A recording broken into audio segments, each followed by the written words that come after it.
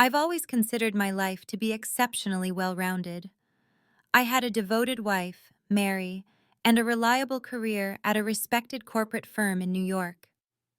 Mary and I had been married for 8 years, and although our affection wasn't as passionate as it once was, I felt we had a firm, authentic relationship, or at least that's what I'd assure myself each night before sleep. Things took a turn on a rainy Thursday evening. The workplace was nearly deserted, most of my colleagues having left for the day. I had stayed back to finalize a project due the following morning. The soft whir of the air conditioning and the light tapping of rain against the windows filled the space. I decided to drop the completed files on Dave's desk. Dave was the kind of man who turned heads, tall with broad shoulders and a sharply defined jawline. He carried himself with a confidence that was both intimidating and alluring, but I had always maintained my distance. After all, I was a married man, and Dave was my boss. As I approached his office, the door was slightly ajar. I knocked quietly, but heard no response. Assuming he'd already left, I pushed the door open and froze. Dave stood there with his back to me, a towel loosely wrapped around his hips. Droplets of water glistened on his tanned, muscular back, his wet hair slightly disheveled. He had clearly just stepped out of the private shower attached to his office. "Oh my God, I'm so sorry," I stammered, quickly turning away, my face burning with embarrassment. "John," his deep voice stopped me in my tracks. "It's okay. I didn't hear you knock." I turned back, unable to resist glancing at him. He was now pulling on a shirt, the fabric clinging to his damp chest, outlining every inch of his physique. I tried to avert my eyes, but it was as if they had a mind of their own. For a moment our eyes met. His gaze wasn't angry or surprised. It was intense, almost magnetic. It was the kind of look that makes you forget where you are, who you are. My heart raced, and I could feel my palms growing clammy.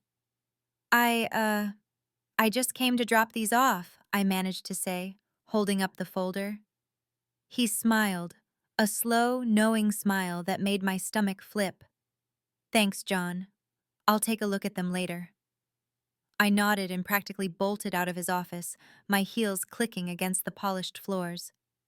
By the time I reached my desk, my heart was still pounding. What was that? Why did I feel this way?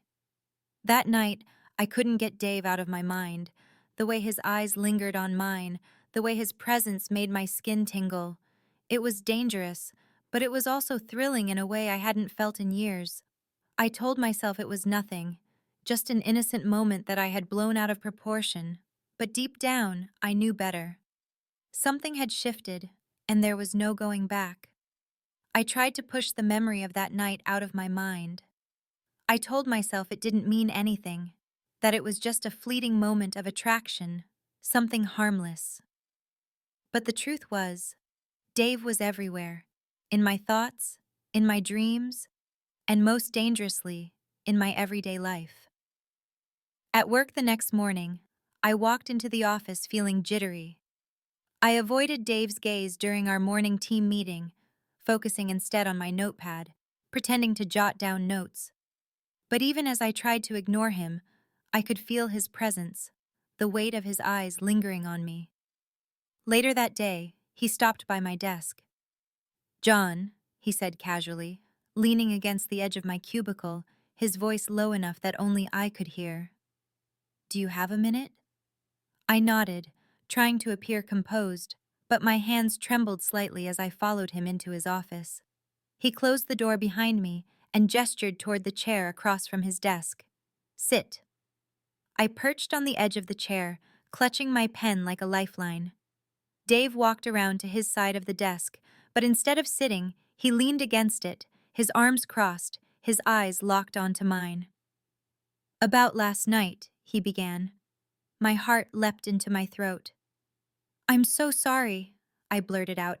"I didn't mean to intrude." He held up a hand, silencing me. "You didn't do anything wrong," he said, his voice soft but firm. "I just wanted to make sure you were okay." His concern caught me off guard. "I'm fine," I said quickly, though my voice wavered. He smiled, that slow, disarming smile that had been haunting me since last night. "Good. I wouldn't want you to feel uncomfortable around me." The way he said it, his tone so deliberate, so full of unspoken meaning, sent a shiver down my spine. For the next few weeks, our interactions became more frequent, more charged. He'd linger by my desk during lunch breaks asking about my weekend plans. He'd find reasons to pull me into his office for quick chats that always seemed to last longer than necessary. It was during one of these chats that everything changed. We had both stayed late to finish a project. The office was quiet, the hum of computers the only sound. I was sitting across from him, going over the final details of a report, when he reached across the desk and placed his hand over mine. "John," he said, his voice low and full of something I couldn't quite place. I looked up, my breath catching in my throat. His eyes held mine, and for a moment, the air between us felt electric. "I can't stop thinking about you," he admitted, his words sending a thrill through me that I couldn't deny. I knew I should have pulled away. I should have told him this was wrong, that I was married, that we couldn't do this. But instead, I leaned in, closing the distance between us. Our first kiss was tentative, almost hesitant, but it quickly deepened, becoming something desperate and consuming. That night marked the beginning of our affair. We became experts at hiding it: stolen glances in the office, hushed phone calls late at night, secret meetings in his car. Every touch, every kiss, every whispered word was a rush, a dangerous thrill that I couldn't get enough of. But as exhilarating as it was, there was always a part of me that felt guilty. Mary didn't deserve this. She was a good woman, and I hated lying to her. But every time I tried to end things with Dave, he pulled me back in with a look, a touch, a word. The tipping point came one evening when we were in Dave's office. I was sitting on his desk, my legs dangling over the edge, while he stood between them, his hands resting on my hips. We were so lost in each other that we didn't hear the sound of footsteps outside the door. A knock startled us, and we quickly pulled apart, our hearts racing. Dave opened the door to find one of our coworkers standing there, her eyes narrowing as she took in the scene. She didn't say anything, but the look on her face told me she knew, and for the first time since this all began, I felt the weight of what we were doing, the risk we were taking. I couldn't shake the look on my coworker's face that evening, the way her eyes darted from me to Dave, the slight smirk she gave as she walked away. It sent a chill down my spine. She knew. There was no way she didn't know. For the next few days, I lived in a state of heightened paranoia. Every time she glanced in my direction, I felt like the walls were closing in on me. She hadn't said anything, but her silence was louder than words. At home, things weren't much better. Mary had started noticing my distance. She wasn't the type to pry, but the tension between us was palpable. "Late night again?" she asked one evening as I walked through the door. "Yeah, the team's been swamped," I replied, avoiding her gaze. Mary didn't push further, but I could see the doubt in her eyes. She wasn't a fool. One evening, as I sat on the couch scrolling through my phone, I felt her presence behind me. She leaned over and kissed my cheek. "Who are you texting?" she asked casually, but there was an edge to her voice. "Just a coworker," I lied quickly, locking my screen. "Mind if I take a look?" she asked, her tone still light, but her eyes sharp. My heart raced. I'd been careless earlier, and there was still a text from Dave sitting in my messages. I laughed nervously. "It's work stuff, Mary. You wouldn't be interested." She didn't press the issue, but I could see the doubt growing in her expression. At work, Dave tried to reassure me. "She won't say anything," he said confidently, referring to our coworker. "She has no proof." But his confidence did little to soothe my nerves. I started noticing the way people looked at us, the way conversations seemed to stop when I walked into the break room, the way whispers followed me down the hall. Then the inevitable happened. One night, Mary came home early from her trip. I was in the shower when I heard the familiar ping of my phone. I didn't think much of it until I stepped out and saw Mary sitting on the edge of the bed, my phone in her hand. "Who is Dave?" she asked, her voice low and steady, but her knuckles white as she gripped the phone. Panic surged through me. "Mary, I can explain." She cut me off, standing abruptly. "Explain what, John? That you've been sneaking around with your boss? That you've been lying to me for God knows how long?" Tears filled my eyes. "It wasn't supposed to happen. I didn't mean for it to go this far." Mary laughed bitterly, shaking her head. "You didn't mean for it to go this far? What does that even mean? You didn't accidentally kiss him, John. You didn't accidentally have an affair." I reached for her hand, but she pulled away. "Mary, please, I love you. This was a mistake, I swear." She held up her hand, silencing me. "Don't. Just don't." The pain in her eyes was almost too much to bear. She grabbed her keys and left, slamming the door behind her. That night was the longest of my life. I sat on the couch, replaying everything in my mind, trying to figure out where it all went wrong. I wanted to blame Dave, to say he had seduced me, but the truth was, I had made the choice. The next morning, I went to work feeling hollow. Dave tried to talk to me, but I brushed him off. "It's over," I said, my voice cold and distant. He looked hurt, but I didn't care. I had already lost too much. When Mary finally came home, she didn't say a word. She grabbed a few things and left again. I didn't stop her. What could I say that would make any of this better? The house felt emptier than ever without Mary. Every creak of the floorboards, every tick of the clock reminded me of the void I had created. I tried calling her, texting her, but she either ignored me or responded with clipped, emotionless words. At work, things were no better.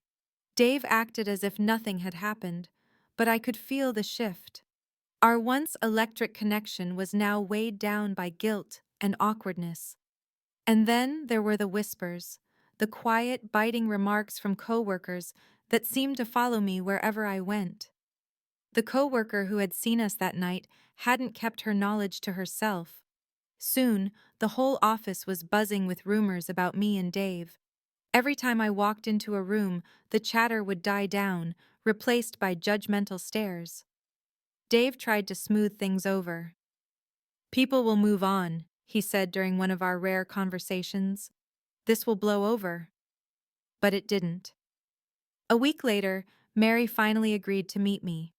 She chose a small cafe far from home, and when I arrived, she was already seated, staring into her coffee. "Mary," I began, my voice trembling.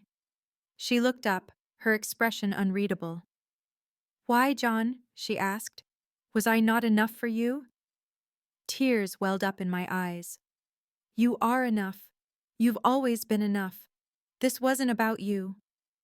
"Then what was it about?" she demanded, his voice rising. "What could possibly justify throwing away everything we built?" I reached for her hand, but she pulled back.